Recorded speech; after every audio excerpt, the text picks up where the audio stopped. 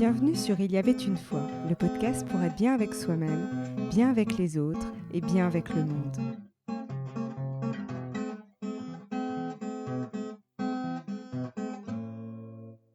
Bonjour Daphné, bonjour Saverio, je suis vraiment ravie de vous retrouver aujourd'hui.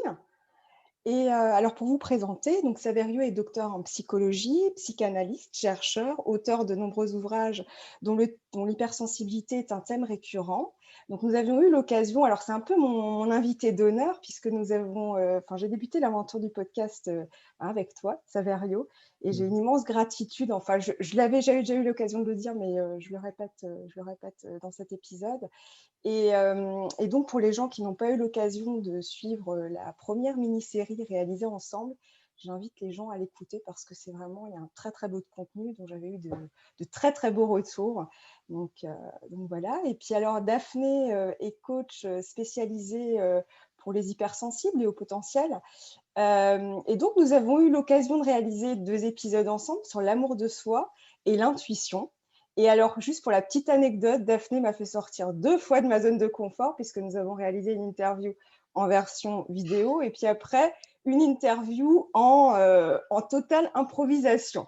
Donc, donc pareil, si vous n'avez pas eu l'occasion de découvrir ces 2 épisodes, je vous invite à le faire parce que c'est très riche, ils sont tous les 2 très riches en contenu. Alors aujourd'hui, nous allons parler de la haute sensibilité et de la spiritualité. Et justement, pour commencer, j'aurais voulu savoir déjà ce que c'était pour vous, ce que vous entendiez par spiritualité.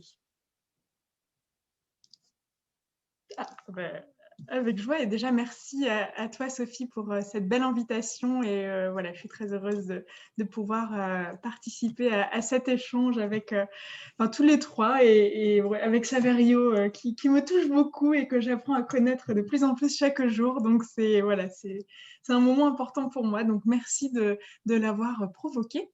Alors la spiritualité pour moi, dans ma vision des choses, c'est vraiment se connecter à plus grand, et en particulier à la partie divine en soi. Se connecter aussi, pour moi, qu'est-ce que c'est? C'est le cœur, en fait, c'est l'amour. Si je devais résumer dans ma vision de la vie et dans ma conception du monde, la spiritualité, ce serait vraiment un chemin d'ouverture du cœur, être amour et diffuser de l'amour. Et voilà, c'est comme ça que je le synthétiserais en quelques mots, et vraiment se connecter à plus grand. Et la spiritualité aujourd'hui m'aide beaucoup sur mon chemin en tant que personne hautement sensible. Et pour moi, le lien, c'est vraiment quand on est très sensible, on a naturellement une connexion qui est plus forte. On capte beaucoup plus d'informations. Et le fait de l'accueillir, de l'accepter et de vivre avec ces différents univers, ces différents mondes, ces autres dimensions au quotidien, ça peut être une aide et une joie incroyable, surtout dans des temps comme ceux-ci. Voilà. Alors, merci déjà, Sophie, de cette invitation à parler d'un thème aussi fort et de ta présentation. Merci beaucoup. Je suis tout à fait en complet accord avec ce que vient de dire Daphné. Je voudrais simplement compléter un peu, peut-être pour mieux faire comprendre aux personnes qui ne sont pas à l'aise avec le mot, ce que ça peut représenter et ce que ça peut leur apporter. Donc, spiritualité, ça vient du mot esprit. Et esprit, ça englobe tout ce qui n'est pas matière. Donc la spiritualité, c'est déjà l'expérience de tout ce qui n'est pas directement matériel, de tout ce qui n'est pas mon corps tel qu'il m'apparaît au premier abord, les outils ou les instruments ou les meubles ou tout ce avec quoi on vit. On vit avec énormément d'outils et d'instruments, à commencer par les ordinateurs et les téléphones, mais enfin on a toutes sortes d'outils et de choses dans notre vie, mais aussi la culture ambiante qui, depuis plus de 2 siècles maintenant, est matérialiste, c'est-à-dire une culture qui ne s'appuie que, cette culture ambiante majoritaire, qui ne s'appuie que sur ce qui est visible, tangible, qui se manifeste de façon extrêmement immédiate, laissant de côté tout le reste des manifestations de la vie qui peuvent être donc plus subtiles. Et la spiritualité va donc être l'ouverture, comme l'a dit Daphné, à partir du cœur, dans l'amour, dans la disponibilité, l'ouverture à tout ce qui n'est pas matériel. Et le simple fait de définir la spiritualité comme ça permet à beaucoup de personnes de se reconnaître dans l'intérêt que l'on peut porter à la spiritualité, même si on n'aime pas le mot parce qu'on a reçu une éducation religieuse qui nous a fait du mal, ou on a peur de tomber dans une forme d'ésotérisme qui ne nous conviendrait pas. Déjà, ça, c'est la spiritualité. Et sinon, et là, ça va rejoindre la sensibilité dont on va parler pendant cet entretien, c'est tout ce que je perçois, tout ce avec quoi je suis en lien, et notamment la nature, les végétaux, les animaux, bien sûr les autres humains, les végétaux, les animaux, et les phénomènes naturels peu explicables, les vibrations, des perceptions qu'on va dire extrasensorielles ou extraordinaires. Tout ça, c'est la spiritualité. Et c'est important de la définir de façon aussi large pour justement que chacun de nous puisse sentir à quel endroit ça vient nous toucher. Parce que comme nous sommes en chemin, on ne va pas aborder la spiritualité au début de la même façon les unes et les autres. Voilà. Tout à fait, et c'est vrai que ça, c'est très important. C'est vrai que je pense que plus, en fait, on avance dans son chemin, plus, j'allais dire, on s'ouvre à ce côté, alors je le réduis un peu, mais ça ne se veut pas réducteur, mais au plus grand que soi. Et finalement, j'ai l'impression que plus on avance, on évolue aussi, et puis peut-être on accède aussi à cette sensibilité, que plus, en fait, ça s'élargit, j'allais dire, déjà notre angle de vue vis-à-vis de la spiritualité, et cette perception du plus grand que soi. En tout cas, c'est ce que j'ai l'impression. Et ça me fait rebondir sur quelque chose. Et ça permettra aussi de définir la sensibilité, enfin la haute sensibilité ou l'hypersensibilité ou l'ultrasensibilité. On l'appelle comme on veut. Est-ce que ça ne nécessite pas aussi de bien se connaître et justement d'accepter cette sensibilité? Est-ce que ce n'est pas j'allais dire, un préliminaire nécessaire avant de rentrer justement, de s'ouvrir au plus grand que soi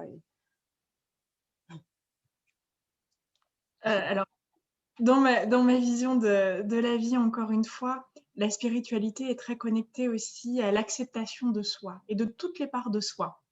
Aussi les parts d'ombre, les parts qui sont moins faciles à accueillir. Et finalement, oui, c'est complètement lié à finalement cet accueil de cette partie de soi et la sensibilité en particulier, parce que c'est ce qui nous connecte finalement à ce qui est extrasensoriel et ce qui n'est pas matériel, comme l'explique très justement Saverio. Donc oui, complètement, on est liés, et enfin on est complètement, enfin je suis complètement d'accord avec ce que tu proposes, et en particulier le fait d'aller chercher en soi. Pour moi, tu parlais de religion, pour moi la spiritualité et la religion c'est très différent, parce que la religion, ce sont des dogmes qui sont imposé de l'extérieur. Et pour moi, la spiritualité, c'est aller chercher en soi ses propres... Je te coupe, je ne parlais pas de religion, Oui. je parlais vraiment à cette notion de plus grand que soi. Après, on l'appelle comme on D'accord. le veut. Parce Oui. qu'effectivement, moi, ça ne se voulait pas du tout religieux. Mais c'était vraiment ce côté plus grand que soi. J'ai l'impression, après, tu me dis si je me trompe, mais en fait, je me dis, ce plus grand que soi, on s'y connecte, et quelque part, même pareil, quand on veut contribuer au plus grand que soi, j'ai l'impression que plus on se connaît, plus on avance sur son chemin, plus en fait, on s'ouvre à ce plus grand que soi, à cette... j'allais dire hyper empathie, mais je ne sais pas comment dire, dans le sens où on voit que tout le monde est lié, on est lié À avec la contribution, en fait, et à la prise de conscience qu'on est unité, on est tous des parts des uns des autres. C'est Et ça, ce qui est à l'extérieur, c'est une partie de nous, et ce qui vient nous faire réagir à l'extérieur, c'est une partie de nous qui n'est pas encore accueillie. Enfin, moi, c'est vraiment comme ça que je perçois les choses. Ouais. Oui, c'est très juste et c'est très important. Et en même temps, ce n'est pas la façon d'avancer de tout le monde, parce que dans la haute sensibilité, il y a des personnes qui vont s'arrêter, malheureusement, enfin je dis malheureusement de mon point de vue, par rapport à mon expérience, qui vont s'arrêter à une explication intellectuelle de la sensibilité élevée.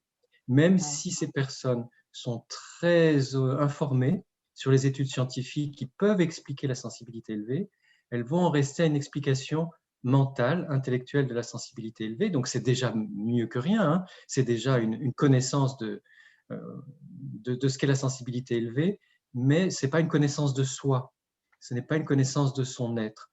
Et c'est pour ça que l'intérêt aussi de cette conversation, de cet échange que nous avons aujourd'hui, c'est de dire aux personnes hautement sensibles, une fois que vous avez compris que vous êtes très sensible, une fois peut-être même que vous avez fait des recherches personnelles en lisant, en écoutant sur ce que c'est concrètement la sensibilité élevée, il restera de toute façon le chemin de la connaissance de soi, qui lui, à partir de ce que je ressens, à partir de ce que je vis, va permettre l'ouverture à la spiritualité au sens large dont on a Mm. parlé. Mais on ne peut pas rester à un savoir intellectuel sur la sensibilité élevée. Oui, c'est vraiment l'intégrer, j'allais dire, ce qui me vient, c'est dans nos cellules, en fait. C'est vraiment, j'allais dire, oui, vraiment connecter, bah, justement, la tête, le mental au corps et puis à ses sensations. Et justement, ça me Et fait au penser… cœur. Et au cœur. Et au cœur, oui, principal, j'oubliais, mais c'est l'essentiel, on est d'accord, autant pour moi.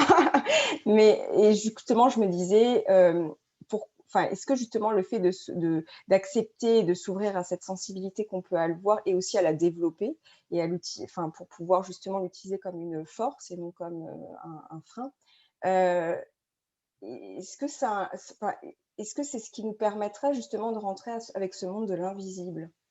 Parce que finalement, la spiritualité, c'est un peu le monde de l'invisible. Enfin, c'est carrément le monde de l'invisible. Enfin, c'est comme ça que je le vois en tout cas.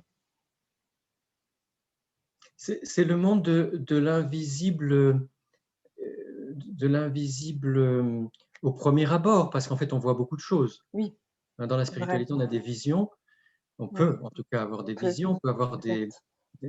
entendre des choses. C'est-à-dire que notre sensibilité, qui est notre instrument, le seul instrument que nous ayons pour entrer en contact avec la réalité, c'est important de le rappeler, hein, la sensibilité, c'est le seul moyen que nous ayons, nous les humains, pour entrer en contact avec la réalité, nous permet aussi d'entrer en contact avec toutes les réalités, y compris les réalités qui sont moins apparentes ou moins immédiates et qui vont être plus… Enfin, oui, on dit invisible parce que tu as raison, c'est plus facile comme ça de le définir, mais enfin, finalement, on voit des choses quand même. Oui, on voit des choses, c'est vrai. Et Ouais. on en entend et on en sent, Et on voilà, ressent des choses. toutes sortes de choses différentes. Mais c'est vrai que plus nous allons développer notre sensibilité, plus nous allons être à l'aise progressivement avec ces dimensions subtiles qui ne sont pas les dimensions de l'ordinaire. En tout cas, dans une culture rationaliste et technique, on ne nous a pas habitués à cet extraordinaire. Et pour moi, c'est vraiment, il y a cette notion, voilà, comme on vient de le dire aussi, d'accueil. Parce que pendant longtemps, personnellement, j'ai eu peur. En fait, je ne comprenais pas ce que c'était. C'est ça, je Et voulais en je me parler. suis… Ouais. Voilà, j'avais des visions, j'entendais des choses et j'avais des rêves prémonitoires. Et je me disais, mais qu'est-ce que c'est? Et j'ai été élevée dans un milieu très cartésien, scientifique, où tout cela n'était pas réel, en fait, et pas accueilli. Donc, il y a eu tout un temps où je me sentais un peu seule avec mes ressentis, ne comprenant pas ce que c'était, en fait, n'ayant pas la chance d'avoir des personnes entre guillemets connectées autour de moi qui étaient voilà, dans ces mêmes ressentis. Et il y a eu toute une phase où finalement j'ai d'une certaine manière bloqué. Et parce que j'avais peur, en fait, je me dis, mais je pensais à la folie. Je me suis même dit, mais est-ce que je suis pas en train de… Qu'est-ce qui m'arrive? Et heureusement, la vie a mis sur mon chemin des personnes qui, voilà, qui étaient qui partageaient ce même mode de fonctionnement et ces mêmes capacités extrasensorielles qui m'ont permis de me rendre compte que finalement, non, c'était pas quelque chose de dangereux, c'était pas voilà, de la folie, mais qu'il y avait vraiment qu'on pouvait vraiment se connecter sur d'autres plans et que ça pouvait être même magnifique et très aidant dans le quotidien en tant que personne très sensible. Parce que quand on est connecté à autre chose, finalement, on n'est jamais seul. Et c'est ça qui est beau aussi, et on se sent soutenu, accompagné, guidé. Et c'est vrai que ça peut être très… Voilà, surtout dans des temps un peu troublés, ça peut être un vrai soulagement au quotidien. Voilà. Et justement, mais c'est tout à fait, je suis tout à fait d'accord avec vos propos. Mais ça me fait penser, enfin, ce qui me vient, et je vous partage avant que ça parte de mon esprit, comment vous avez enfin, justement, parce que ça peut faire peur, comment vous avez intégré tous les deux, parce que je pense que vous avez chacun votre cheminement, mais enfin, c'est certain, cette spiritualité, comment vous l'avez abordée? Parce que justement, ça, comme on le dit, ça peut faire peur, et puis ça se matérialise de plusieurs manières. Ce monde de l'invisible arrive à se matérialiser, mais par différentes… ça peut être l'ouïe, ça peut être la vision, ça peut être enfin, voilà, les sensations. Comment vous avez abordé ça, appréhendé ça? Alors, en ce qui me concerne, il y avait eu pas mal, enfin, j'avais pas mal de visions en fait, des phrases aussi, des mots et des choses qui étaient toujours, très justes. Et en fait, ça a surtout commencé par la communication intuitive avec les animaux. En fait, voilà, un de mes proches, m'a parlé de ça et j'avais déjà eu des expériences qui m'avaient beaucoup troublée, de communication en fait télépathique, mais sans savoir ce que c'était, sans mettre de mots et avec vraiment des changements de comportement des animaux et enfin des choses très concrètes et là par contre avec des preuves et donc j'ai commencé à voilà, m'ouvrir et à m'intéresser à la spiritualité autour de la communication intuitive avec les animaux. C'est comme ça que c'est venu et après voilà, j'ai continué à écouter finalement cette petite voix qui me parlait, à accueillir ces visions, à en parler en fait, parce qu'avant c'était tabou, j'en parlais pas et finalement en parler, ça le rend réel et on a un témoin. Donc j'ai eu beaucoup de, voilà, de visions, de choses et j'en parlais et après on oublie. Hein. Et on me rappelait, oui, mais Daphné, regarde, souviens-toi, ah oui, c'est vrai. Et je me souviens, j'étais allée plusieurs fois à des stages aussi autour de l'intuition, c'était un sujet qui m'avait toujours interpellée. Et on m'avait dit plusieurs fois, mais Daphné, tu es médium. Et moi, ça m'avait fait peur. Je me dit, mais non, pas du tout. Parce qu'en fait, à chaque fois, je devinais tout dans les exercices, il y avait tout. Et ça m'a, je pense, c'est voilà, c'est peut-être aussi à partir d'un de ces stages autour de l'intuition où on m'avait dit ça et où je me rendais compte que finalement toutes les choses venaient à moi avant et je me rendais pas compte et je pensais que d'une certaine manière que pour tout le monde c'était comme ça. Et là j'ai vu les autres et je me dis ah ben non. Et là je me suis dit ok, il y a peut-être quand même quelque chose à l'explorer et voilà, ça a été les deux biais par lesquels je suis rentrée. Enfin, je me suis intéressée à ces sujets-là et après voilà, il y a eu une rencontre très très forte dans ma vie avec voilà, une personne voilà, qui est dans les énergies, qui, pour moi, voilà, il y a une ouverture de cœur et de conscience très très forte qui a permis de changer de direction et d'ouvrir un champ des possibles qui n'était même pas imaginable à l'époque pour moi. Donc voilà, en résumé, on me disait toujours, enfin j'avais entendu quand le disciple est prêt, le maître apparaît. Je me dis, et alors là, j'ai tout de suite compris le sens de ce que j'avais entendu en croisant cette personne qui, voilà, qui continue à me guider aussi sur ce beau chemin d'ouverture de cœur et de lumière. Voilà. Merci Daphné pour ce merci. témoignage. Ouais, tout à fait. Merci pour ce Et, partage. oui, parce que c'est important justement de raconter comment ça se passe pour chacune et chacun d'entre nous. Déjà parce que c'est différent, comme tu le disais, Sophie, et c'est important que celles et ceux qui nous écoutent ne se disent pas « Ah, moi, j'ai pas de vision ou j'ai pas ce chemin-là ». On a chacun et chacune un parcours différent.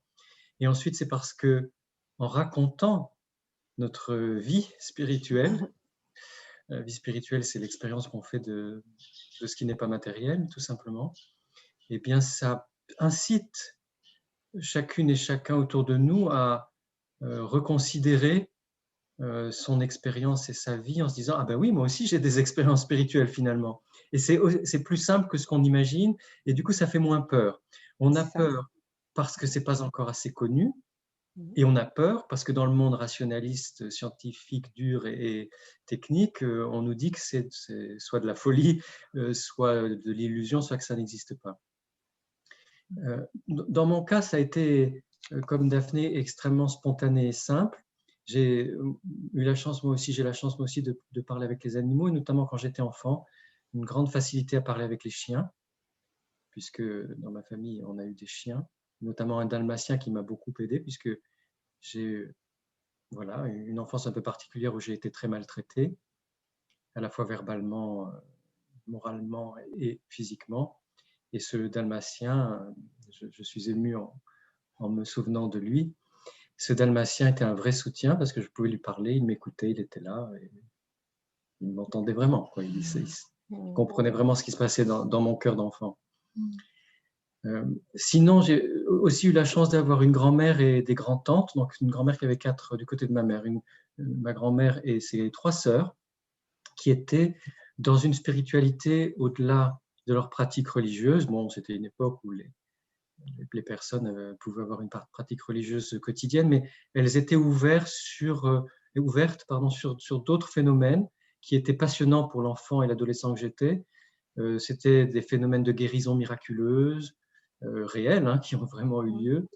des visions, des rêves qu'elle faisait, dont elle parlait, une grande proximité avec les anges. Alors, ange, c'est un mot qu'on peut employer, on peut dire aussi non, être de lumière, enfin on dit ce qu'on veut, mais elles, dans leur vocabulaire, donc dans celui que j'ai reçu, c'était des anges et leurs prières, donc, puisque c'était des personnes qui méditaient autrement que de ce qu'on appelle la pleine conscience aujourd'hui, mais qui méditaient soit en contemplant, soit en priant, donc les anges, les saints, tous les saints, voilà. Et le simple fait que c'était très naturel pour elles, que ça faisait partie de leur quotidien, qu'il y avait cette... elles en parlaient tout le temps. Alors, elles parlaient bien sûr de leur jardin, c'était des personnes qui habitaient à la campagne. Elles parlaient de leur jardin, des animaux, des poules, des lapins, des canards, ou des oiseaux, ou des renards qu'on voyait dans la forêt.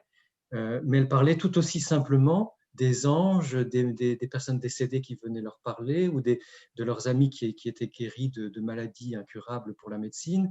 Et tout ça faisait partie de mon quotidien quand j'étais en vacances chez elles, et heureusement, j'y allais souvent. Ce qui fait que pour moi, c'était complètement naturel, aussi naturel que de manger, de boire, de dormir. Et je me souviens quand j'étais enfant, un jour où j'ai été particulièrement maltraité par mes parents, désespéré, je devais avoir, je ne sais pas, 7 ans. Je suis parti, j'ai quitté la maison, je suis parti très loin, parce que j'étais complètement désespéré, et j'ai fini par rentrer dans une église, comme ça, spontanément, et il y avait une très très belle sculpture de Marie, de la Madone, avec un grand manteau bleu étoilé. Pour moi, c'est très émouvant d'en parler. Je me suis allongé. C'est une des premières fois que j'en parle. Voilà. Je me suis allongé devant cette femme et elle m'a sauvé de ce désespoir. Sa douceur, sa lumière, ce cœur, c'était une sculpture extrêmement bien faite, donc on sentait l'humanité de cette personne. Cette Madone m'a apporté ce dont j'avais besoin, l'amour qui me manquait. Et donc ça, c'est une expérience spirituelle concrète dans le corps, dans le cœur, inoubliable, qui fait que c'est jamais du côté du dogme que j'ai abordé la spiritualité, mais avec cette vraiment dans l'incarnation, dans le corps, dans le cœur de ce que je ressens. Et voilà, de savoir que oui, il y a des présences lumineuses. Et la douceur, pour moi, est vraiment une marque de la spiritualité juste. Voilà, pour mon histoire. Alors après, ça a été difficile parce que mes parents étant scientifiques, ils ne voulaient pas entendre parler de choses de cet ordre-là. Et j'ai mis longtemps, dans mon chemin d'adulte, à retrouver l'ouverture du cœur. Alors, je pense, je souhaite et je crois que j'avais une ouverture du cœur dans ma relation aux autres, mais mon cœur s'était fermé à la dimension spirituelle. Et c'est en dehors des religions, par un cheminement très personnel, que j'ai retrouvé la spiritualité. Voilà. Merci en tout cas pour ce partage, on était tout émus. Vraiment, c'est... Merci pour votre écoute. Et c'est vrai que c'est marrant, enfin c'est marrant, c'est pas marrant, mais on sent vraiment cette difficulté, et je pense que moi-même, et je pense que les gens qui nous écoutent, ça fera peut-être écho, cette difficulté en fait justement à accéder à cette spiritualité, parce que justement, quelque part, on s'y autorise pas. C'est parce que quelque part, comme si c'était mal, ou en tout cas, c'est bizarre, c'est pas normal. En fait, j'ai l'impression qu'on a ces espèces de jugements qui sont pas vraiment formulés, mais qui sont quand même là, d'autant plus quand on vient d'une famille très rationnelle. Et en fait, c'est ce qui nous empêche finalement d'accéder à ça. Enfin, en tout cas, on s'y empêche, même si on est en contact. Et ça me fait penser justement, qu'est-ce que ça nous apporte en fait finalement de s'ouvrir à ça et d'accepter ce beau cadeau qui est finalement, parce que je le vois comme ça, mais en tout cas, s'ouvrir à cette dimension spirituelle apporte énormément de choses. Et tu en parlais d'ailleurs, Daphné, on a moins ce sentiment d'être seul en fait, quand justement, et on le voit dans des moments difficiles, et moi ça m'est aussi arrivé quand j'étais petite, de me connecter à quelque chose, parce que j'ai eu des moments difficiles dans mon enfance où je me sentais très très seule. Et c'est marrant quand tu parlais justement de ce contact avec Marie, ben moi je l'ai eu en fait avec un collier que j'avais planté au mur. Et ça, je me souviens, c'est une image qui vient souvent, où justement j'étais tellement seule et désemparée que je me suis dit, je vais me connecter à elle et elle va m'aider en fait. Et elle va m'aider moi et puis un de mes proches qui était à l'hôpital. Et je me suis dit, elle va nous aider. Et justement, je me dis, c'est ça que ça apporte aussi, ce soutien, et pas forcément religieux, parce que c'est bien plus grand. La religion, justement, c'est toujours coloré d'une certaine... Enfin voilà, c'est coloré. Là, je parle vraiment de la spiritualité, cette dimension. Justement, qu'est-ce qu'elle peut nous apporter, en fait, alors ce côté soutenant. Moi, je le vois comme ça. Mais justement, j'aimerais votre avis. Alors, c'est vrai qu'en ce qui me concerne, c'est des moments d'amour d'une intensité que la première fois que j'ai eu, alors après, j'ai réussi à mettre des mots dessus, mais je ne savais pas ce que c'était à l'époque, des états de grâce, en fait, je ne sais même pas comment, avec des mots, réussir à faire part de cet état de bien-être, de plénitude, de complétude et d'unité avec le tout, et d'envie de prendre chaque être dans les bras et de dire à quel point on les aime, à quel point ils sont beaux, lumineux. Enfin, c'est des moments, et j'ai eu la chance d'expérimenter cet état pendant un temps assez long, pendant la première partie du Covid. Ça a été assez surprenant. Et c'est vrai que pour moi, c'est ça, c'est cet amour intense et ce sentiment de complétude, de plénitude, de justesse infinie, et de... Moi, j'irai retour à la maison parce que... Mais voilà, c'est dur de mettre des mots sur quelque chose d'aussi... Voilà, imperceptible, mais c'est ça, c'est la lumière, c'est l'amour, c'est le... Oh, enfin, voilà, j'ai du mal à mettre des mots, mais en tout cas, c'est d'une grande beauté, d'une grande douceur, voilà, c'est magnifique. Pour moi, c'était après un émerveillement de la vie, une gratitude pour chaque petite chose. Je m'émerveillais devant une fleur, enfin, tout était magique. En fait, c'est ça, c'est une forme de magie de partout et de waouh, de grand waouh dans le cœur et de manière globale. Oui, c'est tout à fait ça. Et je crois qu'en plus, la spiritualité, la vie spirituelle, c'est-à-dire pas la spiritualité dans les livres ou de façon abstraite et mentale, mais dans le concret, dans la pratique de nos quotidiens, et chacune et chacun le vit à sa façon. Je pense que ça nous apporte aussi beaucoup de simplicité. Dans ce retour à la maison, j'ai été soigné et formé par un chaman tibétain qui un jour m'a dit « comme on est bien chez soi ». C'était à la suite des relaxations que proposent les Tibétains. Et il m'a dit « comme on est bien chez soi ». Et c'est ça, c'est-à-dire qu'on retourne à l'essentiel, et l'essentiel est simple, l'essentiel est doux, l'essentiel est lumineux, l'essentiel est sans enjeu.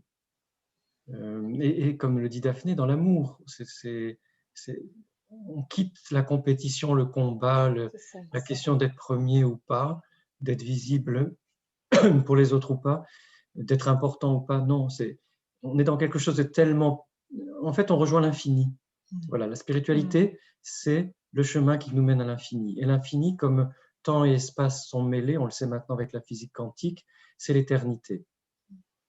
En fait, on a ce goût profond dans notre cœur d'humain de revenir chaque jour, parce que c'est ça notre vraie nature, c'est ça notre essence, de revenir à l'amour, à l'infini, à l'éternité, à la douceur, à la lumière, à la paix intérieure. Et c'est ça qu'on va chercher dans nos pratiques spirituelles. Et il y a autre chose, je pense aussi, qui concerne la mort. Et il y a quelques années, une de mes patientes qui venait d'avoir 60 ans m'a fait un très beau cadeau. En venant à sa première séance, elle m'a dit « Je viens vous voir, je veux faire une psychanalyse avec vous pour mourir, je veux me préparer à mourir ».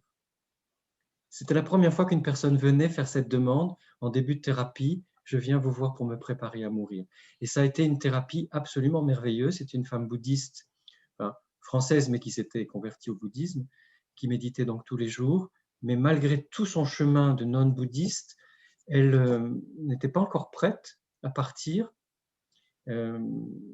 voilà, au mieux de ce que son humanité peut lui permettre comme passage sous une autre forme. Elle n'est toujours pas morte d'ailleurs, et elle me donne des nouvelles régulièrement. Et donc, ça m'a beaucoup fait réfléchir. Et je pense que c'est important de bien rappeler que la naissance et la mort ne sont que des passages et que nous sommes tout le temps dans la vie. Que donc la spiritualité, c'est aussi l'art de la vie. Et que plus nous nous préparons à ces passages, alors il y a aussi des passages pendant notre vie incarnée là, il y a des passages, on change de métier, on déménage, on découvre de nouvelles choses, il y a toutes sortes de passages dans notre vie actuelle, mais il y a aussi ces grands passages que sont la naissance et la mort. Et en fait, je crois que c'est beaucoup mieux de s'y préparer d'une façon ou d'une autre et que ça nous apaise et ça nous permet de nous recentrer sur l'essentiel, là encore. Et c'est vrai que pour moi, se préparer à la mort, c'est finalement apprendre à vivre. Ouais. Et en plus, c'est vraiment... bon, il y a beaucoup de choses, mais ce que je retiens aussi, c'est cette notion d'amour. Et je me dis, quand on se connecte à ça, finalement aussi, ça nous permet justement de quitter nos peurs qui peuvent nous empêcher d'avancer sur le chemin et qui peuvent être très enfermants, en fait. Et c'est très drôle parce que cette sensation de peur, on l'a aussi pour l'ouverture à la spiritualité, où justement, ça peut nous apporter beaucoup et en fait, on va avoir peur parce que c'est l'inconnu, parce qu'on se dit mais c'est n'importe quoi, c'est complètement perché. Enfin, on peut avoir plein de jugements, en fait. Et je me dis, au final, c'est toujours... ça me fait penser à ça, c'est pour ça que je vous le partage, c'est que je me dis, quand on se connecte à cette notion d'amour, je sais pas, de lumière, moi je vois ça comme une lumière, mais je me dis, au final, en fait, ça permet de passer le cap de nos peurs, passer le cap de tous nos freins mentaux, de cette notion de compétition, de cette société très matérialiste dans laquelle on vit. Et finalement, j'ai l'impression qu'une fois qu'on passe le cap, il y a une zone de turbulence, enfin je la vois comme ça, c'est pas forcément une turbulence, ça secoue un peu, et puis après c'est waouh, quoi. J'ai l'impression que, et quand je pense à vos cheminements chacun, enfin tous les deux que vous avez partagé, à cette ouverture spirituelle, en fait si on regarde, c'est un peu ça a été aussi pas si simple de rentrer avec cette connexion finalement.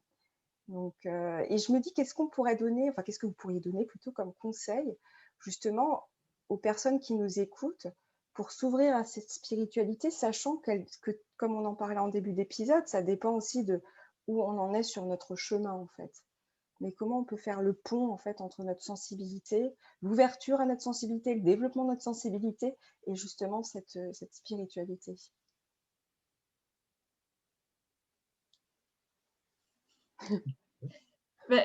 Alors, une des clés qui me semble être possible et qui a été une des miennes aussi, c'est l'ouverture à l'intuition, en fait, parce que pour moi, c'est la part divine en nous qui nous parle, et c'est l'accueillir, l'écouter, et la reconnaître et lui faire confiance.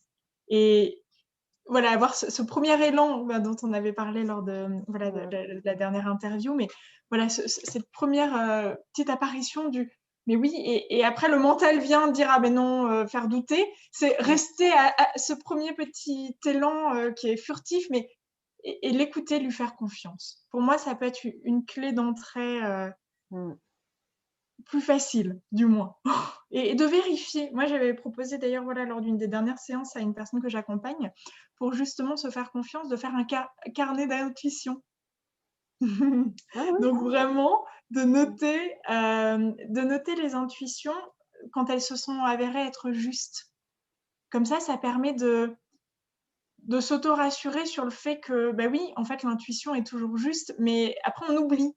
Et on dit, mais oui, je le savais, mais de le noter, de le faire exister en tant que tel dans un petit carnet et d'en avoir un certain nombre, je trouve que ça peut être très aidant. Voilà. Oui, c'est vrai.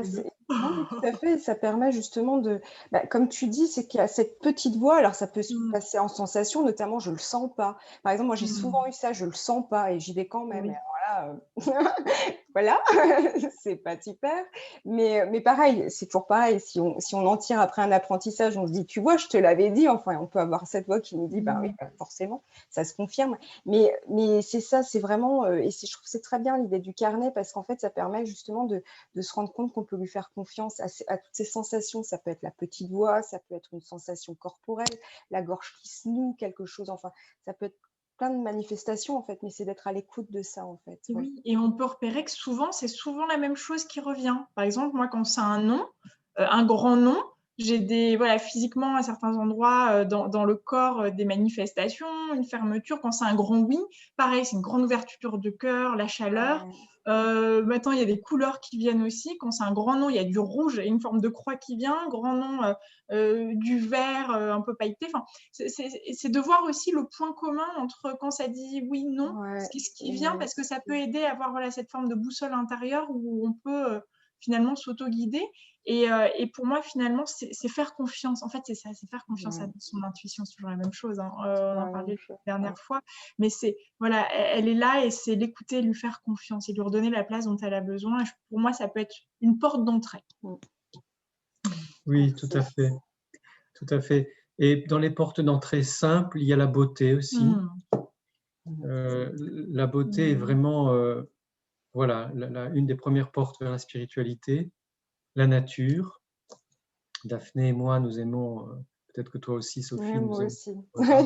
Tous les trois, nous aimons énormément la nature et nous passons beaucoup de temps dans la nature. Et voilà, un beau paysage, un oiseau qui chante, un âne qu'on va caresser, tout ça, c'est déjà de la spiritualité.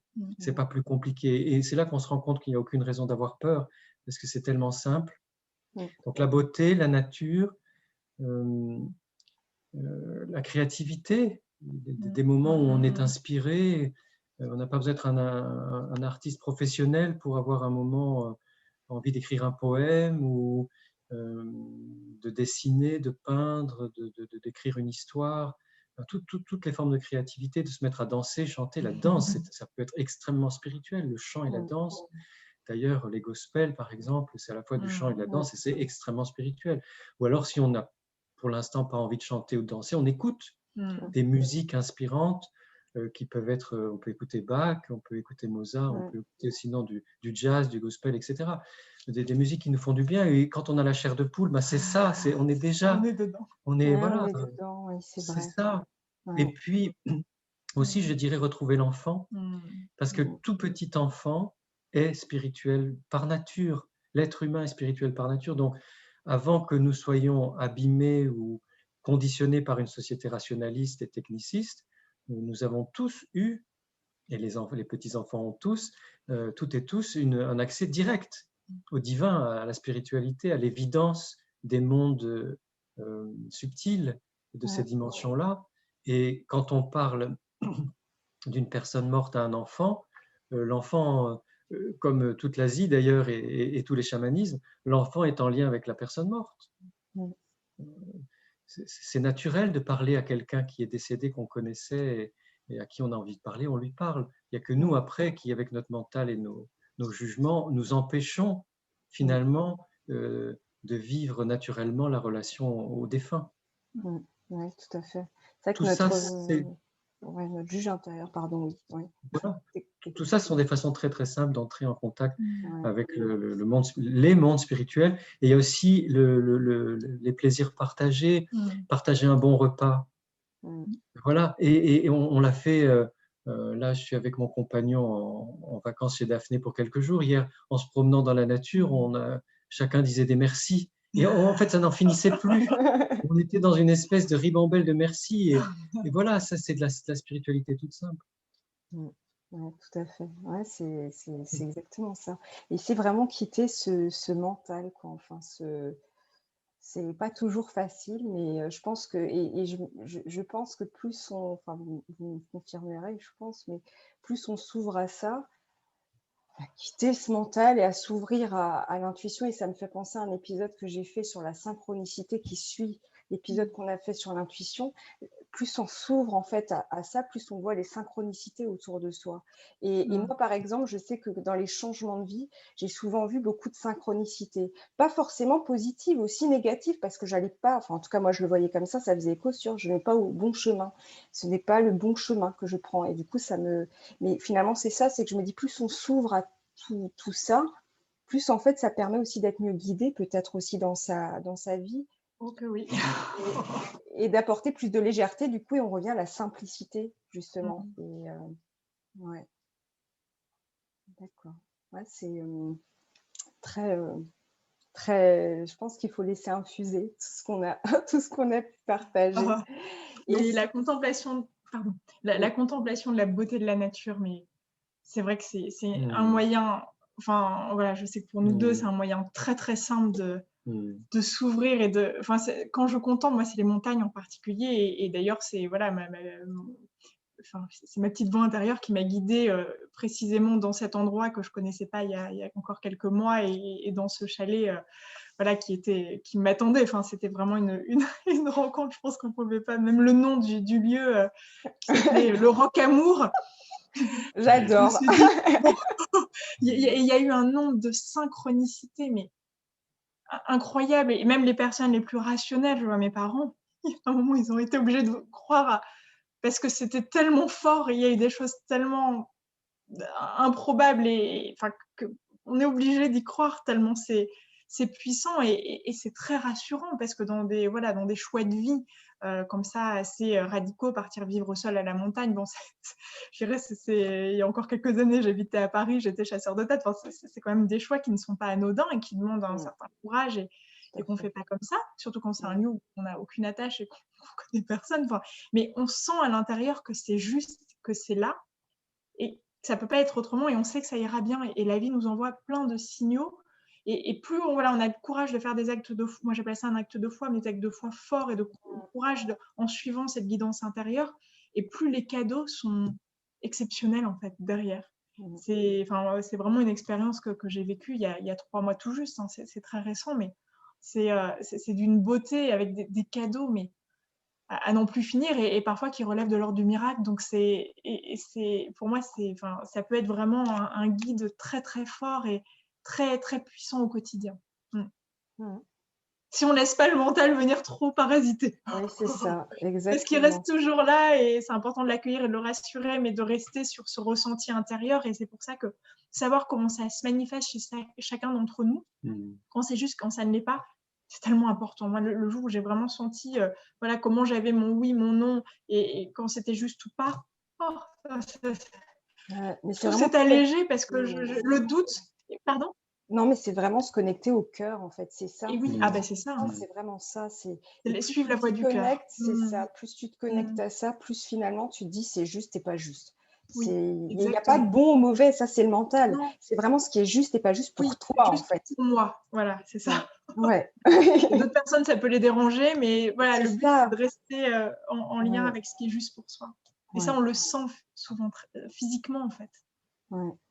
Et c'est vrai que ça fait écho. Moi, je suis partie en Bretagne, et la Bretagne, voilà, moi, les paysages à tomber, voilà, les étendues à perte de vue, tout ça, c'est waouh, c'est incroyable. Moi, j'adore me balader quand c'est vraiment la marée basse, il n'y a personne, les pieds dans l'eau. Alors là, il y a des mouettes. Enfin, moi, je suis aux anges. Ouais. Et est-ce que vous auriez envie, voilà, de rajouter, pour terminer notre échange, voilà, de partager quelque chose qu'on n'aurait pas eu l'occasion d'échanger durant cet échange, ou ces différents partages qui ont été très riches et très intimes, je tiens à le souligner. Et ça, pour ça, je suis une grande gratitude de ce qui a pu émerger là. Je voudrais simplement rebondir sur ce qu'on vient de dire là, en donnant 3 repères pour aider les personnes qui nous écoutent à avancer dans ce sens d'écouter ce qui est juste pour soi et de le concrétiser, de l'incarner, de le manifester. La première chose, c'est de se décentrer. C'est-à-dire que le mental ou la culture rationaliste ont tendance à vouloir que nous soyons au centre de tout ce qui nous arrive, comme responsables de tout ce qui nous arrive. Et sur le chemin spirituel, on se décentre, c'est-à-dire que, en fait, c'est un ensemble, c'est la vie, c'est le cosmos, c'est le plus grand que nous, c'est le grand tout, et puis on peut l'appeler comme on veut, la source, etc., ou le divin, chacun avec les mots qui lui conviennent ou la culture qui est la sienne. Mais que, en fait, on est justement aidé par cet ensemble, ce cosmos, ce grand tout, cette nature. On peut aussi dire que c'est la nature ou la vie. Et justement, le fait de ne pas vouloir être au centre, alors chez tous les orientaux, extrêmes orientaux, être au centre, c'est l'ego, hein, tout simplement. C'est vrai. Donc le simple fait de se décoller de l'ego ou de se décentrer, parce qu'on peut dire les choses autrement si ça parle plus à certaines personnes, eh bien ça aide déjà. On est déjà dans une démarche spirituelle quand on ne regarde plus son nombril ou qu'on n'explique plus les choses uniquement à partir de soi. On est dans un ensemble, on est tous interconnectés, on est connectés non seulement entre nous humains, mais à tous les êtres vivants et à tous les phénomènes vivants. Dès qu'il y a de la vie, on est connecté. Ça, c'est la première chose. La deuxième chose, c'est se laisser porter par la vie. Comme vous l'avez expliqué l'une et l'autre dans vos choix de région, de ce qui vous plaît, de ce qui vous porte, de ce qui vous aide, de ce qui vous met en joie. C'est se laisser porter par la vie. Et là, on développe une confiance fondamentale. C'est pas je fais des exercices pour développer la confiance en moi, ça peut être très très bien, mais là, c'est pour ça qu'on parle de foi dans un sens très large, c'est que, où Daphné parlait de grâce, d'état de grâce. Si je me laisse porter par la vie, mais la vie me donne le meilleur, parce que quel que soit le principe auquel je crois, la source, le divin, le cosmos, ce sont des principes qui ne veulent que notre joie, notre bonheur, l'amour dans nos vies, etc. Donc si je me laisse porter par la vie, c'est le meilleur qui va m'arriver, c'est le meilleur qui m'arrive. Donc ça, c'est le deuxième conseil, se laisser porter par la vie.